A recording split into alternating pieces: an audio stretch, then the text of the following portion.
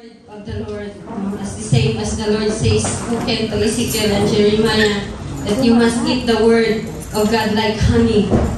Do not like a better taste, like yung parang abdo. Wag po natin gawin ganun, na nanggigiit ang ating ating mga kilay at ang ating mga pag tayo ay tinatamaan. Pag tinamaan po tayo, saluin natin at tayo po ay magbago. Amen po. Amen. Glory to God. The message of the Lord is really important for us as a Christians. We are called Christians. Christ in us, and we are being Christ likeness. We are a lords. We are a kings, a little kings. When the Lord, we called Lord, we are the lords. In Genesis, the Lord says we are being created perfect as His likeness. We are only, not the animals that the Lord says that it likes God. Only the human. Only human creation has been being liked by the Lord. And is the message of the Lord today, sino po dito sa atin ay may mga alagang pets? Mahilig sa mga pets. Hindi rin po yan. It's not exempted that God speak about that some animals na minsan, some of people that minsan hinahalin tulad tayo. In Proverbs, sometimes pag lazy tayo, hinahalin tulad ng Lord ang mga ants or langgam sa Tagalog. Sa Bisaya, ang langgam, lumilipad na po yan. Amen. So, sa Tagalog, ants is gumagapang pala. So, glory to God. At kapag lazy daw tayo, tingnan daw natin yung mga ants. If they have provide all their needs in the times of storm. But also, the Lord's talking about the cold dogs in the Bible. And that is that the Lord says today. Sabihin mo sa katabi mo, beware of dogs. May mga aso ba kayo? Tingnan mo yung katabi mo, baka may mga rabies na naglalaway. Makatulog agad sa busis ko. Hindi po ang busis ko pampatulog. Amen? Pampagising po. So, God is talking about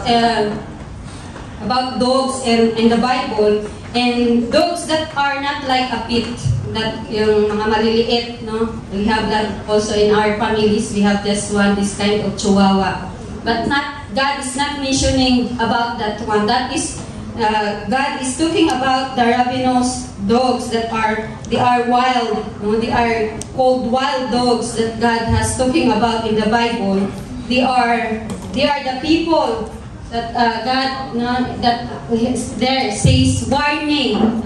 If there is warning in your neighborhood, and they are written a big signage that saying beware, warning, beware of dogs. Sometimes we annoy dogs, and when we are being bite, nagkakaroon tayo ng kaaway sa ating kapitbahay.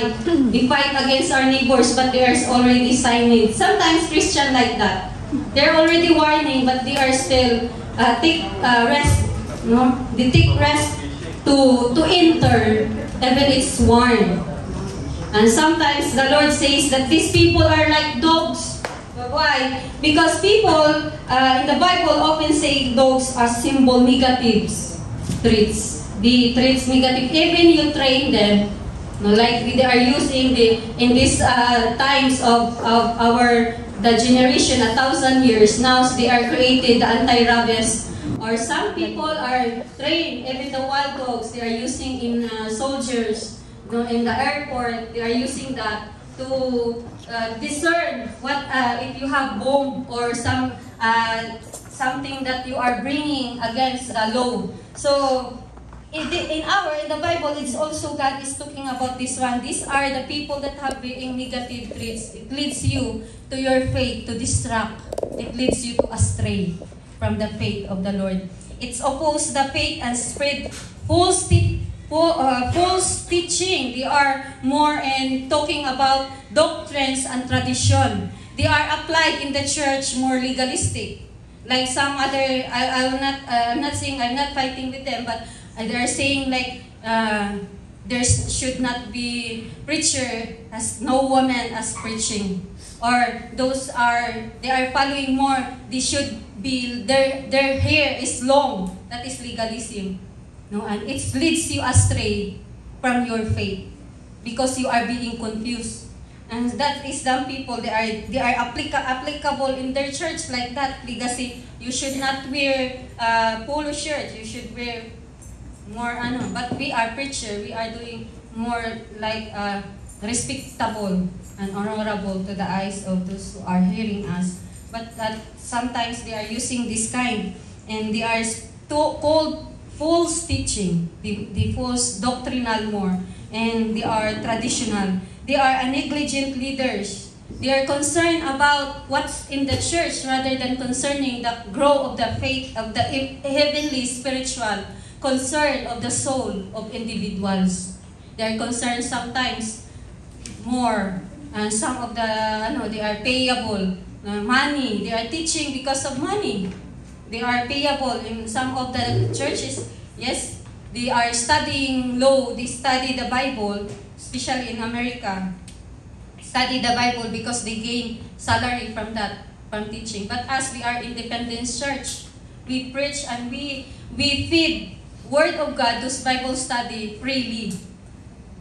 It comes from us. When we receive grace, we want to impart that grace. That what we experience to the Lord, we want them also to be experienced. We want God deliver us, the Lord, we want them also to be experienced. Unselfishness, gaining nothing. Consider unclean. They are unclean. That's why Paul is very, very straightforward to warn even the time of Barnabas and Peter having fight with this one.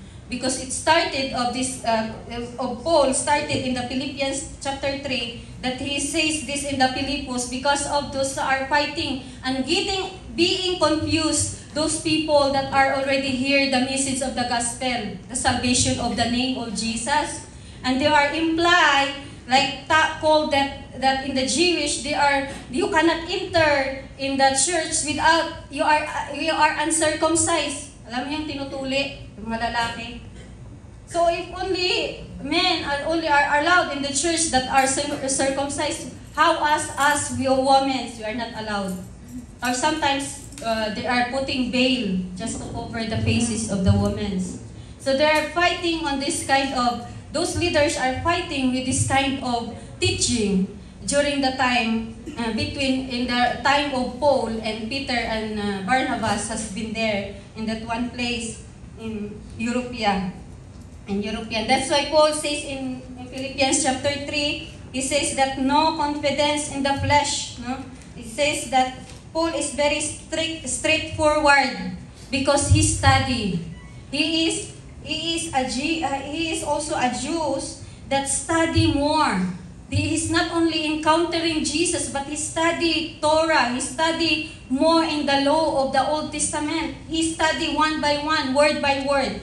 That's why it says here, furthermore, brothers and sisters, in IV, rejoice in the Lord. It says here, he started in saying, rejoice in the Lord. Because these people are distracting you. When there are people that confusing you, they distract your faith. And some of them, they are being stumbled and they are not continue. Because we are all here are in different level of faith. We are the different level of understanding. And it says here, rejoice in the Lord. It is no trouble for me to write the same things to you again. No? It is no trouble for me to write the same things to you again. Because Paul has with Timothy that written all what the revelation of the Lord. And it is as a safeguard for you. Sabihin mo sa katabi mo, safeguard. Hindi po yan safeguard na sabon. Para sabunan mo yung katabi mo. No? It is not safeguard, the soap. No? It is safeguard. Be on your guard. Maging guard ka, your mind, your thoughts.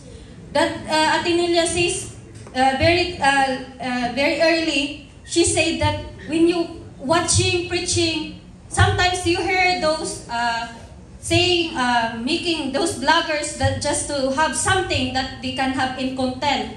Their message, they are saying that this David Wickerson is false prophets like this.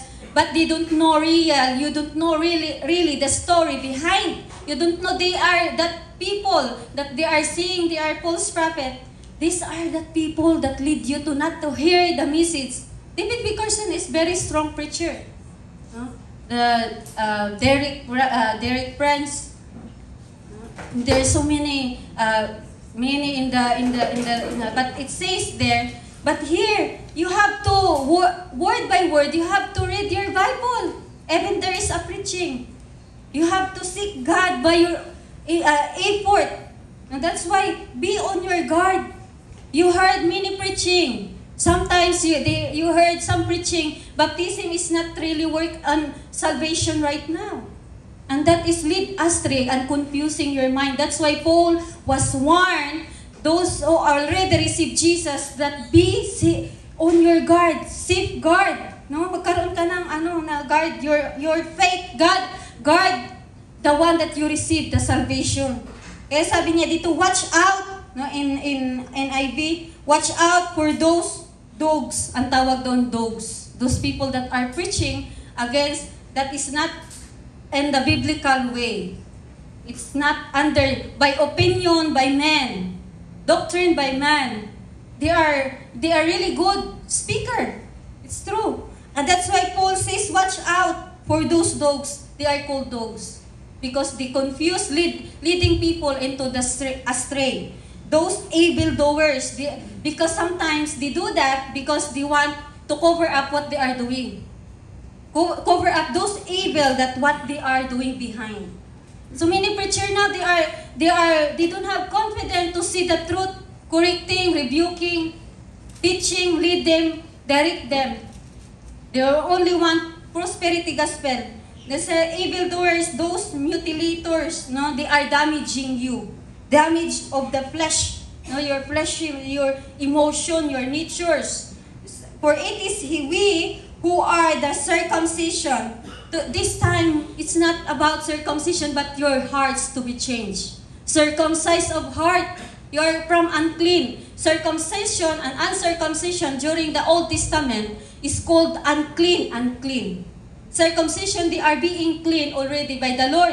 And uncircumcision, they are being unclean. You are still on your darkness. Alam mo yung putik, nandun ka pa rin sa putik. Lumalangoy ka pa. But yet, because of Jesus, you are being, accept Jesus as your Lord and Savior. You are being clean by the Lord, and you are being work out your salvation daily with fear and tremble. That is called circumcision. You are being, your heart has been changed by the Lord, clean by the Lord. And we know we are came from the imperfection. We are came from the very dirty past, no? Messed up, garbage na mga past natin. But the Lord says, these are, Paul is talking about that they are these people, no? Paul says, for it is we, he said, we who are circumcision, we who serve God by His Spirit. So we worship the Lord. We act the worship with the Lord by the Spirit. You are now want to know more deep of what is in heaven. You are well known what is in hell. You have to know your salvation right now. You have to treasure. You are the one. That's why you serve God. You want to continue to come in the church to hear the message of the Lord. You are continue to go to the Bible study because those questions that is on your mind, you can ask only in the Bible study. And when you are in the Bible study, do not ashamed. Do not be shy to ask question to those who teach you. Why? Because when you have something that you do not understand here, you can able to ask them, and so that they can give you a right word, biblical way, biblical word to explain. So that's the Lord's how train us as a Christian. And this is the who boasts in Christ Jesus, sabi ni Paul, and who put no confidence in the flesh, hindi na namumuhay sa laman. No? Ang totoong Kristiyano, sometimes, no, kapag ang tawag talaga ng Lord sa mga Kristiyano ng matagal, and still they are go back, no? They are still going back, no? Drug addiction, you are already delivered, but yet you still want to go back there. Inom, babae, That calls dogs. Bakit? Ano ba ang behavior? What the behavior of the dogs? When they see the vomit, they will eat again. Sinuka na, kakainin pa. And it's written here. It's not me speaking. And it's more and more in the Old Testament. It's written in the Bible. It says there in 4, though I myself have reason for such confidence, sabi ni Paul, may rason siya. If someone else thinks that they have reason to put confidence in the flesh, I have more. Kasi sabi ni Paul sa 5, circumcised on the 8th day of the people of Israel of the tribe of Benjamin. Paul is come from the tribe of Benjamin. A Hebrew, he is also called a Hebrew, is one of Hebrews in regard to the law. A Pharisee. He wants a Pharisee, a teacher. No, he is studying. As for zeal, persecuting the church. As for righteousness, based on the law, faultless. So Paul is very well known of the law. Paul is very well known what is written when he studied being a Pharisee and being a Hebrew. He studied clearly what is their tradition. Kung ano yung mga tradition during the time that they are implied. No? Ini-implied nila sa mga tao na minsan nagpapahirap. Pinapahirapan nila. Instead of growing in faith, pinapahirapan nila in their tradition and doctrine na tinatawag.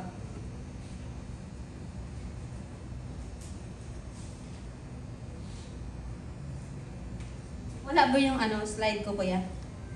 And I will go back more in the chapter 3 there. Philippians. But whatever in 7, whatever were gains to me, I now consider loss for the sake of Christ. Ganito si Paul when he received Jesus as his Lord and Savior with the encounter. He considered lahat ng pinag-aralan niya that is doctrinal, that is tradition, that is not continue him to know Christ in his life. He considered it loss or garbage. What God is teaching us is to, and us as teaching you is more to seek God, more to search Jesus in your life. Continue to have faith, increasing your faith. Even sometimes parang hindi naman komportable. No? I feel uncomfortable, lalo na kapag tumatagal ka na sa ministry, maraming you have a commitment. Commitment, it is between you and God. It is not between your pastors and the church. So that us difference. We individuals serve the Lord. And these people sometimes, because of pinapahirapan natin sa mga tradition, that's people, they are backward of their faith. Nagbabago ang kanilang pananaw sa pananampalataya nila sa Panginoong Hesus. And we have to teach it by biblical way. Dapat hindi mo tinatanggal kasi sabi ng Revelation, those who remove psalms and who add in the Bible will face more judgment in the day of his life. Mas papatawa ng mas malaking paghuhusga ng Lord ang mga taong yun. And some of the example there, nakikita there in the First King, kuya, 4:11, that even in the Old Testament, these people, the character of these dogs they are eating flesh. Why? It really happens in the Old Testament. During the time of Jeroboam, the king, the first king, that is Jeroboam, he is the Ephraim, the lineage of Ephraim. It says there in 1 King 14:11, kaya maganda po talagang nagbabasa tayo ng Biblia. So you will know who's these people. Anong ginawa ng mga taong ito? Bakit pinamahagi ng Lord na huwag tularan ang kanilang mga ginagawa? Do not be influenced of those people that lead you. Instead of leading you to increase your faith or leading you to know more Jesus, they leads you more in different way. Na nawawala ka sa Panginoon, nawawala ka sa pananampalataya. And this Jeroboam, they are evil, no? They are so evil during those days. They teach people to worship idols, idolatry. Because dogs they are occults, they are witchcraft. No? They are Alam mo yung Kristiyano ka na, dapat hindi ka na yung nagpupulyot sa isip ng mga tao. No, you are not being negative. Hindi ka dapat chismosa. Because the chismosa, it comes from the evil works that is demonic. That goes sometimes on the church na nagkakaroon ng away-away or kampi-kampi. That comes from the gossip. And that gossip is called witchcrafting, sorcerer. And this one, in the time of Jeroboam, pinakain siya ng Lord sa aso. Sabi dito na dogs will eat because that is His judgment. God sometimes use dogs for your judgment. Kakainin ka ng aso, your flesh. Dogs will eat those belonging to Jeroboam who died in the city because he teach people to worship. Kaya nga, huwag nyo kaming tingnan. Do not idolize people. Kasi ano ang preacher? Sige, punta ako. No. Don't be idolized. God doesn't like idols, human being. God wants only for Him to worship Him. And says there, dogs will eat those belongings to Jeroboam who died in the city, and the birds will feed on those who die in the country. The Lord has spoken. So, ganito ang judgment during that time. Papakain sa aso. And even that Jezebel spirit in the time of Nadab, Ahab, those who are against, those who preach, Elijah is very strict preacher, prophet, gives warning to the people. The prophets during the time until now gives warning to the people. And sometimes because they against the warning, they make some confusion to the people. And that confusion leads people to be divided. Confuse their mind. Bakit sinabi na ganito, ganyan? And what the Lord hates, Jezebel spirit is a manipulating spirit. They used to manipulate people. And you have, if you really want to be a spiritual kind of people, read your Bible. Magbasa ka ng Biblia mo so that you can more being discernment of what those people opinion or saying to you that is not really right. Hindi tama ang sinasabi niya. It against the word of God. And sometimes this cause, that the Lord hates this one, this doing manipulating spirit. These dogs have this kind of spirit, sorcerer. They manipulate people. And that Jezebel spirit is still can enter in the church. And that's God's warning that we have to be very careful with that. And sabi dito sa 1 Kings 16:4, dogs will eat those belonging to Baasha who died in the city, and birds will feed. The same, this Baasha also created. Pagka ginagawa na natin yung tawag na grupo-grupo, that is wrong. I'm not belonging with that one. I hate that. No, because sometimes people are polluting, confusing the mind of people instead of seeking more God, understanding who really God is in their lives, and more to love God. Now they are worship the idol, the people. They are lead into wrong motives more.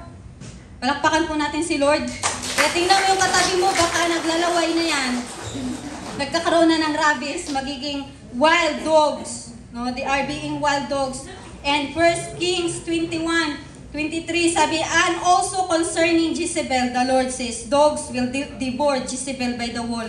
Kinain po si Jezebel, that is the wife of Ahab, the king, during the time of Elisha. No? Kinain siya, ang kanyang katawan, kinain siyang buhay. So gusto mo bang kainin ka ng buhay?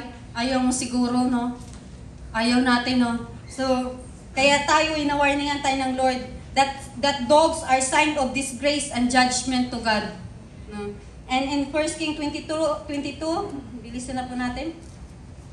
They washed the chariot at a pool in Samaria where the prostitute bathed and the dogs licked up his blood. Ganito kadumi. No? Kahit mahilig tayo sa pits. Even my family loves it. But ito po sila, kahit i-training mo, they will bark you and they will bite you.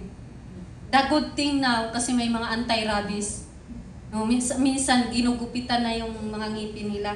O kaya tinatanggalan ng talas. Kaya sabi dito, they wash, no? And dogs are called prostitute. They keep continue sinning. Matagal ka ng Kristiyano, bumabalik ka pa rin. Bawal na gamot. Tikim ka na tikim. Ang tawag sa'yo ng Lord niyan, dogs.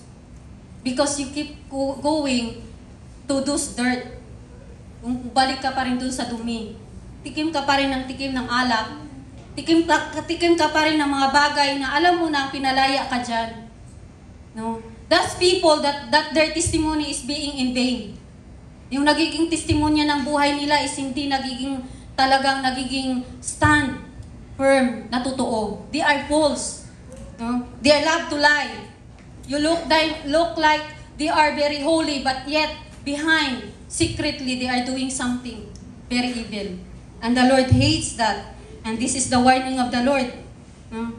And the Lord's warn to these people that we see. Kasi sometimes in the Bible, sometimes yung mga mahihina ang pananampalataya, titingnan ka, sasabihin sa'yo, ay bakit si ganun? Do not be influenced with them when you see it. I warn you.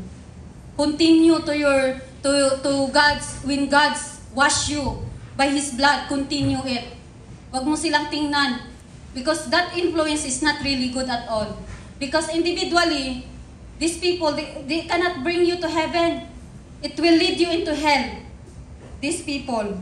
And that's why you have to be guard. Kaya sabi ni Paul, be guard on your faith. Magkaroon ka ng guard.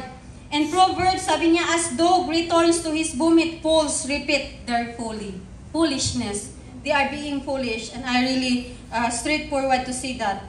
And even Peter, when the time that he experienced with this fight with Paul and Barnabas with this applicable those kind of doctrine, but he realized, no, and Peter says, of them the proverbs are true. The dogs to its vomit, and a soul that is washed return to her wallowing on the mud. Bumabalik ka. No? Pag ikaw tinawag ka na ng Lord, isipin mo minsan, ang sabi ni Paul kanina, huwag mong isipin yung makalaman mo, being unselfish, your flesh, because why? People surround you that are very young in the faith, they are looking at you. And what you are doing, you're doing evil, and they are being stumble. At ang sabi ng Lord, those people that are causing stumble, lalagyan niya daw ng giit ang liig ng bato para hindi na lumutang. See? How harsh is the Jesus saying this word? Because He concerned the faith and the salvation of every believers, of those young lamb, na tawag na lamb, yung mga mahihina sa pananampalataya. And we are, all Christians, leaders, cause sometimes of this. No? And God is warning for that very clearly. Sabi niya sa Exodus, you are dogs with strong appetite but lacking understanding. Ganito siya. Kapag may nakikita tayong matagal na mga Kristiyano and they are lacking of understanding, they are considered dogs.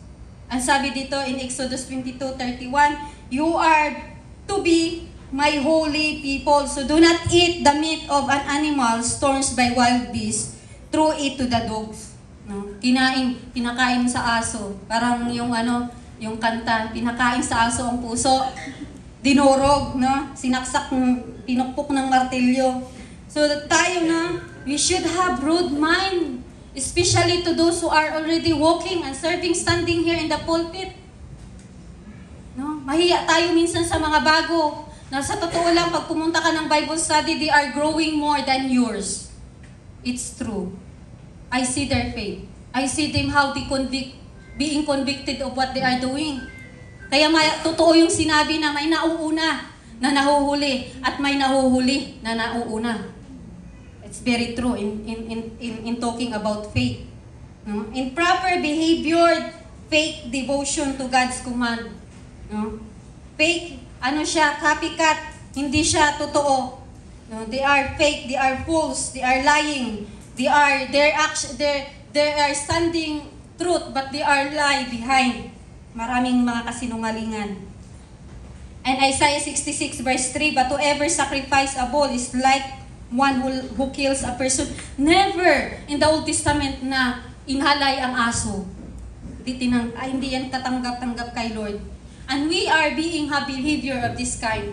Paano kaya alay kung we have this kind of behavior? Ang sabi doon, is like one who kills a person. Whoever offers a lamb is like one who breaks a dog's neck. No? Kapag ikaw, No, I connect this message because I asked one week ago, 2 weeks ago, when the schedule has come out. And glory to God to the message, prophetic message of dreams of Ate Kim. That's the Lord connect me. Because wala po talaga akong kahit anong inisip ko. But it is the Lord who always give by His revelation. Always God is giving a right word to see. Eh sabi niya, whoever makes a grain offering is like one who present pig bloods kasama. Parang aso at saka yung baboy ay iisa. Ang baboy, mahilig naman siya. Nilinis mo na, lulubog ulit siya sa kanyang dumi. No? Behavior of the dogs and the pigs are the same. They like dirt. They like unclean. And whoever burns memorial incense is like one who worship an idols. No, they are us like before. Na instead that we are worshiping God, we worship idols. No? We follow those things that are not beneficial in your heavenly spiritual soul, na hindi nakakatulong for you to grow. They have chosen their own ways and they delight in their abomination. And the Lord calls them, these people, abomination, they abomination against God. In Psalms 59, even David experienced in the time of Saul, para siyang aso, no? Naapak-apakan, but he is a dog with humility. Naging humble, naging wala ng rabies. Sabi niya in 59:6, ang tawag ni David doon sa mga inimi niya is dogs. Sabi niya, they return at evening snarling like dogs and prowl about the city. Alam niyo yung ginagawa ng aso? Magpagala-gala yan sa gabi at hahanap yan ang kanyang ibabark, tatakutin. Diba? At kapag sino na po ba dito nakaranas na hinabol ng aso? Diba? Amen? Pag hinabol ka ng aso, lahat na tatakot sa aso. Dahil lalo na sa probinsya, mga hindi po yan anti-rabies. Wala pong mga injection na anti-rabies. Sigurado, what it means to say, they are poisonous. It poison you. Pag hinabol ka ng mga yan, they are poisoning you in your faith. They are poisoning what you have received from Jesus. They are poisoning you in your soul. Hanggang hindi ka tatantanan yan, pareho ng aso. Talagang pa yan, kahit umakyat ka sa puno, aakyatin ka rin yan. So the Lord's warned us that be careful. Even to the preacher that you are continue. Baka naadik ka na kakapanood doon sa preaching, sometimes ginagaya mo na lang. You are not spiritually filled. You are gaya-gaya person. You copycat, imitate those preacher because sa kakapanood mo, para ka nang you are being hindi ka na impartan tawag niyan, you are being polluted, na poison ka. And that is the Lord is looking to be careful with us. There is a danger and judgment from God that dogs symbolize. In 1 Corinthians chapter 3, 13, 15. But on the judgment day, fire will reveal what kind of works its builder has done. The fire will show the person work has any value. So sa huling araw, in the last day, even what you are speaking here, especially sa mga nag-word of God, sila po, ang sabi sa Peter, unang huhusgan. The judgment is first comes to the family of God. And we are studying the Word of God. Be careful. Be careful. Be very careful with that. Always ask guidance and always ask revelation with the Lord. Ask the Spirit of God to teach you, not by your own opinion and your own understanding on knowledge. Minsan knowledge na lang. Nagsasalita, but parang hangin. Walang nakakatch up. Walang nakaintindihan. Walang nabago. Why? Because sometimes they are relying in the Google. And be careful with that. The Lord is not lacking. It's true. I'm studying the Word of God, meditating the Word of God, teaching here, and we are not lacking. It's really true. God wants the revelation of the Lord, not my own word to be spoken. Because it's very dangerous for us that we are being the one first judged by the Lord. And palakpakan po natin si Lord. Kaya sabi dito, no, na in the last day daw, And the time has come of judgment. Sabi niya, makikita doon kung ano ka ng anong building ang naging build up ng foundation mo in faith and your relationship with the Lord. Building your relationship with the Lord. Is it like, sabi dito, if the works survive, that builder will receive a reward.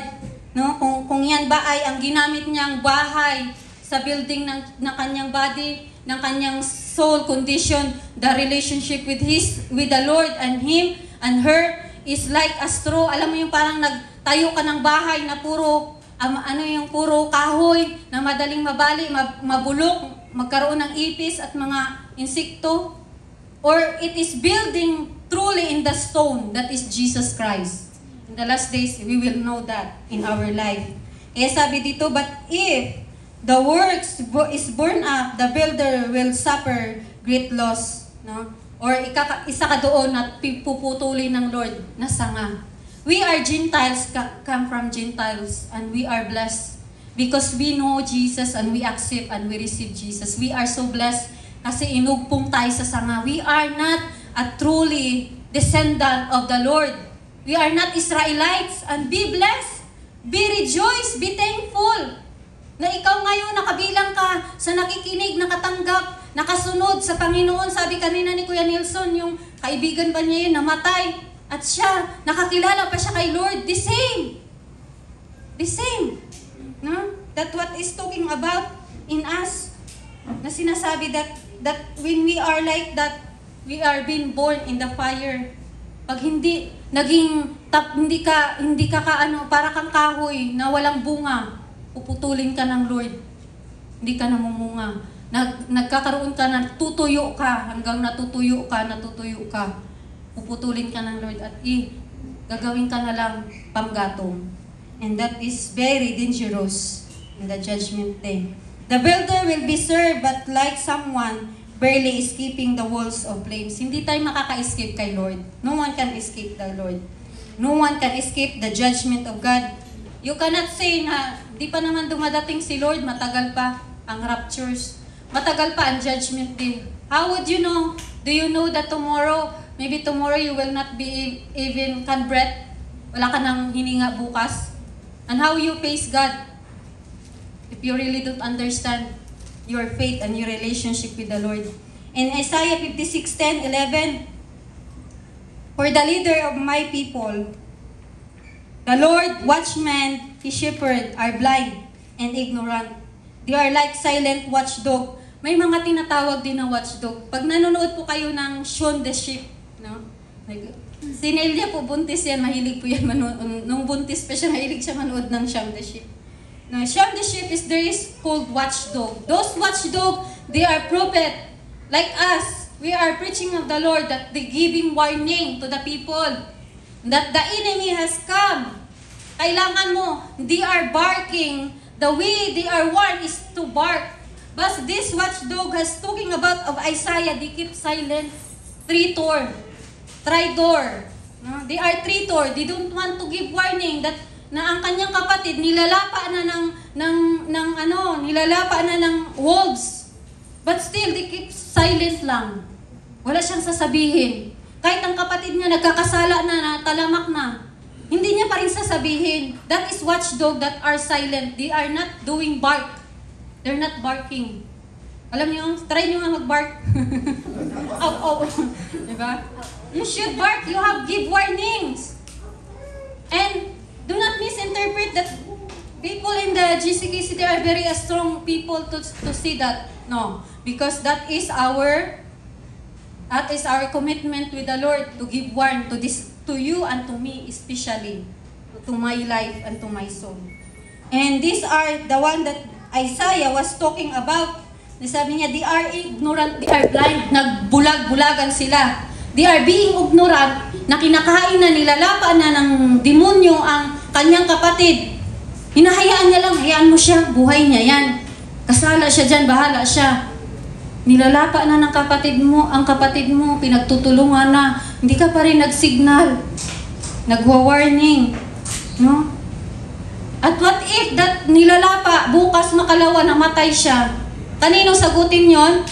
Who's accountable of that? if you see by your own eyes that he doing like that, ikaw ang accountable kay Lord in His blood and her blood.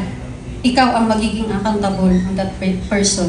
And that is very dangerous for us. Eh, sabi niya, they are like silent watchdog that give no warning when danger comes. They love to lie around, sleeping and dreaming.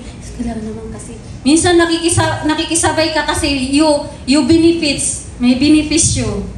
Friendly benefits. Kaya ayaw niyang sabihin, ayaw niyang sabihan. Kasi may friendly benefits, nililibre lagi sa labas. Amen? Palakpakan mo natin si Lord. Ayaw mong sabihin kasi pinapautang ka. Oh. That is watchdog, quiet, silent, blind, ignorant. And the Lord doesn't like that people. Ayaw ng Lord that dogs. Dogs ang tawag niya dyan. Sabi niya, they are like greedy dogs. They are never satisfied. They are ignorant shepherds, all following their own path and intent on personal gain. Personal motives, personal gain. Kaya ayaw ng Lord niyan. And sabi niya in Isaiah 13:22, sabi niya, hyenas will have its fortress and jackals will make dens in the luxurious palace. Babylon, they are numbered. Its time of destruction will soon arrive. The judgment at the warning of the Lord of those people that are really doing evil at nakikisama minsan. And sabi doon, Jeremiah 15:3, I will send 4 kinds of destroyer against them, says the Lord. I will send the sword to kill the dogs, to drag away the vultures to devour, and the wild animal to finish up what is left. Ang masaklap, pag hindi ka nag-warning, ikaw ang mananagot. Your soul will under in God's judgment at nakakatakot po yun. You will be killed by the Lord, no? You are not belonging in the book of life. Mawawala ang pangalan mo because you are being blind for this kind of being warned to these people, no? Na dapat nagwa-warn ka sa kanila. Psalm 68:23, you my people will wash your feet in their blood, and even your dogs will get their share. Yun yung sinasabi ko kanina. Sometimes hindi mo sasabihan kasi meron kang nakukuha. Personal motives and gain. And kaya sabi dyan ng Micah, therefore I will mourn and lament, I will walk around barefoot and naked, I will howl like a jackals and mourn like an owl. Sabi ni Micah, no? Para kang hinuhubaran sa paningin ng Panginoon. Alam mo yung hinuhubaran? They are being shamed. They are being in shame. No? Nakakahiya sa Panginoon na tayo, tinatawag na mga Kristiyano, but still, hindi mo kayang magsabi ng ganun. No? It's very shameful. Negligent leader just like watchdog that don't bark and treat these leaders fail their duties. It is our duties to warn. It is our duties to let know that, ay kapatid, hindi na yan tama yung ginagawa mo. It is our duty. Alam niyo yung lahat, especially yung mga nagtuturo sa Bible study, you have a big accounts to God. Those who lead people in the church, even you are only invite or evangelize people, you are also accountable with their life when they say, no, I am so blessed when I was going in the morning Bible study in Sunday. No, that their testimony there, they are a circle of friends of Kuya Noli, and they see how the God changed their lives and how they are bold to speak about the Word of God in the circle of their friends, and that's why, no, kaya po sila ay nagkaroon sila ng seeking heart. And this is what, because people are looking at you how you live. Kung tinitingnan ka nila kung paano ka namumuhay. Do not give dogs what is sacred. Do not throw your pearls to pigs. If you do, they may trample them under feet and torn and tear you to pieces. In Revelation, dito na po, malapit na po ako. In Revelation 20:15, outside the city are the dogs. Gusto mo bang nasa labas ka? Nagbabark ka, Lord, Lord. Papasukin mo ko, Lord. Nag-aaw-aw ka dun sa gate ng kalangitan ng heaven. Kasi gusto mong makapasok, pero ang tawag na ang paningin sa iyo ng Lord is aso. You are being dogs in the eyes of God because of what we are doing. Sorcery, sexual immorality, the murderers, and the idol worshipper, and all who love to live a lie. No? Hindi po high alay. Minsan, you are being influenced still ng mga sugal. Pinalaya ka na sa sugal, ikaw pa minsan nagiging influensya. Influence of this kind of wrongdoing, and that is sexual immorality, and that is people that are continue, no? Yung pinalaya ka na sa pagiging tumboy, pagiging bakla. Sometimes, bumabalik ka pa rin. And that is very strong words of the Lord in this revelation. And in Romans, no, idagtag ko na lang sa Romans before our conclusion in Philippians. And sabi doon sa Romans chapter 1, God's wrath against sinful humanity. And sabi niya dyan sa verse 18, the wrath of God is being revealed from heaven against all the godlessness and wickedness of people who suppress the truth by their wickedness. No? Tinatwist nila ang katotohanan. Since what may be known about God is plain to them because God has made plain to them. For since the creation of the world, God's invisible qualities, His eternal power and divine natures have been clearly seen, being understood from what has been made so that people are without excuse. Ipinapaalam po ito.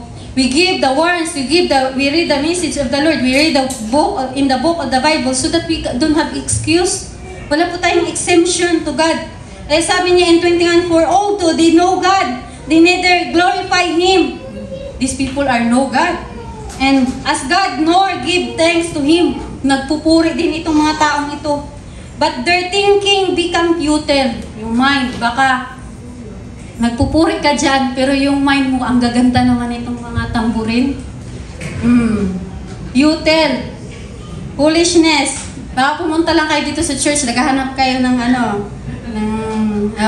ngayon pa lang sinasabihan ko na kayo. So, glory to God, no? Your mind, or sometimes, nagkaganon ka dyan, maawit-awit ka, pero yung mind mo nandun pa rin sa habibi mo sa labas. Hindi mo ginawa kanina kung anong dapat mong i-message dito sa loob ng church, dito mo pagagawin. You should honor which place has God is being worshipped. And they are foolish heart were darkened. Punong-puno na ang karumihan ang kanilang puso. Envy, no, naiinggit, puro inggit. No, ang mga chismosa, galing po yan nagsisimula sa inggit. They are all comes from envy and their bitterness. Kaya sabi dito, no? And sabi dito, although they claim to be wise, they become fools and exchange the glory of the immortal God for the image made to look like a mortal human being and birds and animals and reptiles. Therefore, God give them over in the sinful desire. Pinabayaan na lang sila ng Lord of their heart to sexual impurity for the degrading of their bodies, no? Inaabuso mo ang katawan mo, your flesh. You're doing, still doing this kind of things that is not, it abominate God, it is not give glory to the Lord. And with one another, they exchange the truth about God for a lie, no? Binibigyan nila ng ang katotohanan, ginagawa nilang mga kasinungalingan or kamalian, and worship and serve created things rather than the Creator who is forever praised. Amen. Dapat, no? Sabi dito, mas niwo-worship pa nila si Mul. Niwo-worship pa nila yung mga creator na nakikita nila parang you are being obsessed of things that is belonging to the earth rather than being obsessed to God.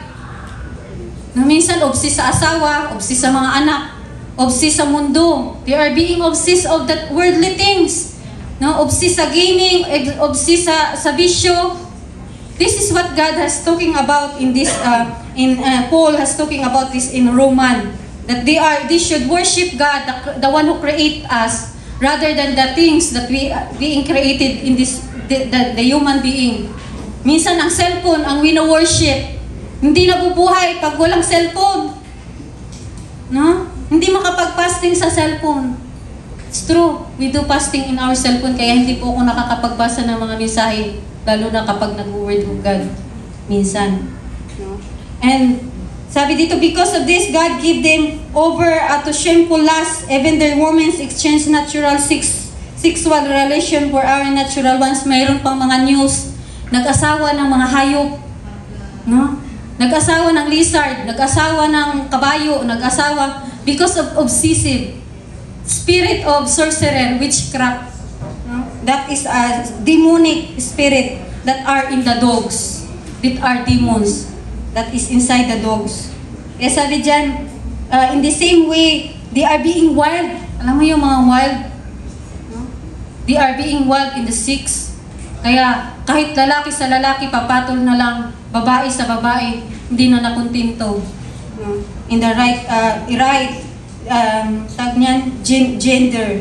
Kaya sabi dyan, in the same way, the men also abandoned natural relation with women and were inflamed with lust for one another. Men committed shameful acts with other men, received in themselves the due penalty of their error. Sometimes, mga lalaki, dahil gusto makakita ng magkaroon ng pera.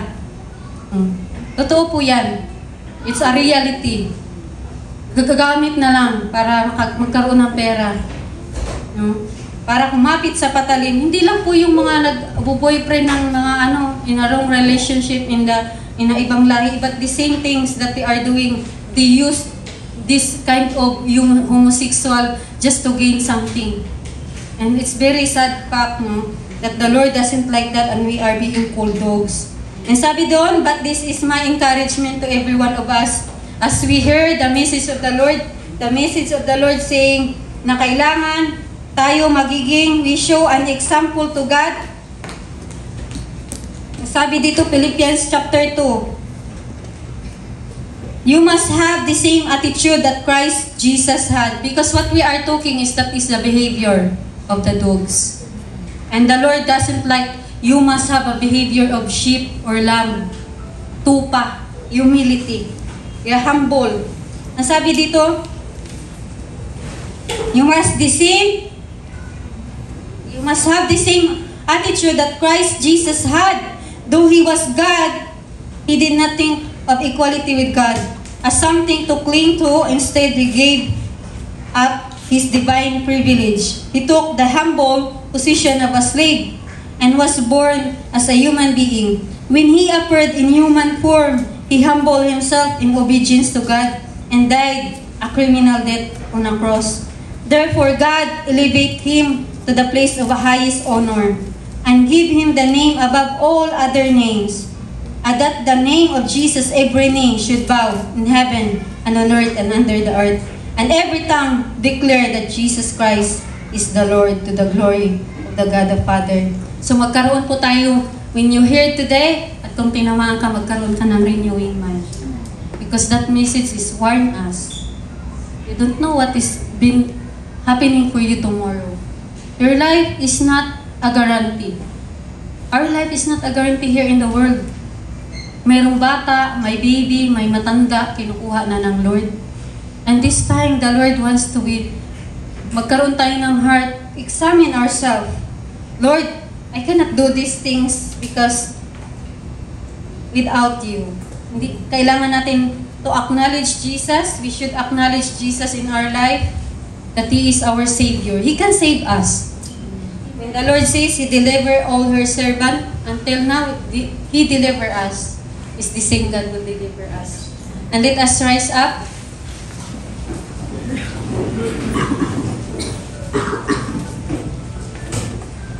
Yes, Lord. We praise You. We honor You, Lord. We glorify You, Lord. Hallelujah. Thank You, Lord, that You give us, Lord. Hallelujah, Lord God. It is not about us, it is about You, Lord. Have Your way, Lord. Hallelujah. Changing lives, a changing attitude, a changing mind. Hallelujah. Guard our hearts and mind in Christ Jesus today. Give us, Lord, a guarding heart. Hallelujah. That we may receive a fullness of the Spirit of the living God to change us. We believe and we acknowledge You that You are the most powerful God. Nothing is too hard to You, Lord. Nothing is not can able to change to you, Lord, to those who are willing to change. Lord, tonight, bless every heart. Bless every soul. Bless every mind.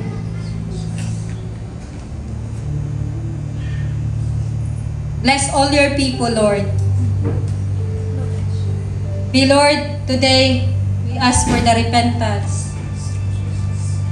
Forgive us. And we say, forgive us, Lord, for what we have done in the past. What we have done in the darkness. What we have done in the secret place.